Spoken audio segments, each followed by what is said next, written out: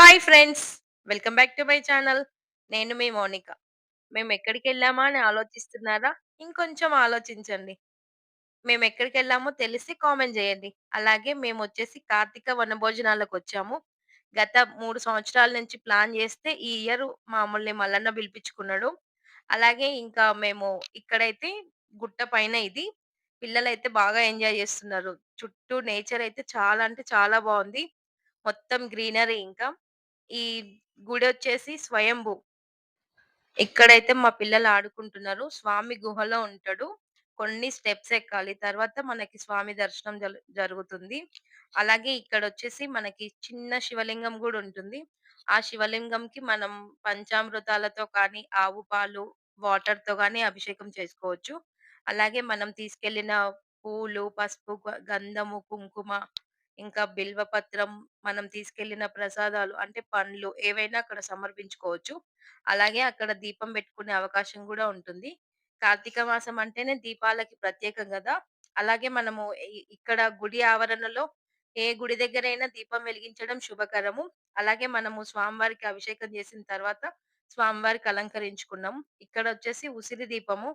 కార్తీక మాసం ప్రత్యేకం ఏంటంటే ఉసిరి. ఉసిరి అంటే దాత్రి. మా అల్లుడు చూడు తీట పని. సీతాకోకచిలుకని బంధించిండు. ఇంగ మా అక్కేమో కట్టెల పొయ్యితో కుస్తీ పడుతుంది. ఎప్పుడూ అలవాటు లేని పని గాబట్టి కొంచెం ఎక్సైటింగ్ ప్లస్ అది బాగా సతాయిస్తుంది. ఫుల్లు తలనొప్పి లేసింది దాంతోనింకా. మా వల్ల గాదని జెప్పేసి మేము పక్కన వాళ్ళ గ్యాస్ మీద అన్నం వండుకొనొచ్చిన తర్వాత కట్టెల పొయ్యి మండింది. ఇంకా మనకి కార్తీక వనభోజనాలంటే ఉసిరి చెట్టే గదా! మేమింకా ఉసిరి కొమ్మని తీసుకెళ్ళాము. ఇవి కొమ్మలు మా అక్క తీసుకొచ్చింది. ఆ ఉసిరి కొమ్మలకే మేము పూజ చేసుకొని మా కార్తీక వనభోజనాలు స్టార్ట్ చేశాము. అలాగే అక్కడ గాలి బాగా వస్తుందని జెప్పేసి మా అప్పడాల క్యాన్ పక్కకు బెట్టుకున్నాము గాలి రాకుండా. ఇంకో సైడ్ బ్యాగు, ఒక సైడ్ క్యాను. దీపం ఆగాలని జెప్పేసి. ఇలా మేము ఉసిరి పూజ అయిన తర్వాత ఇంకా మా భోజనాలు స్టార్ట్ అయినాయి. ఆల్టర్‌నేట్‌గా కూర్చున్నారు బావ, బామర్ది. పక్క పక్కన కూర్చున్నారు. ఇక్కడ గూడా అంతే కూర్చుర్రు బావ, బామర్ది.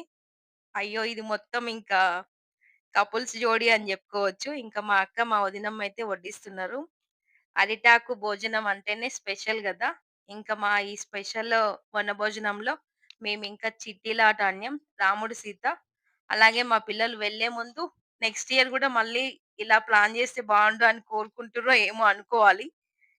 అడగాలి వాళ్ళనైతే. మా టెంపుల్ ఎక్కడో తెలిసి కామెంట్ జేయండి. Thank you.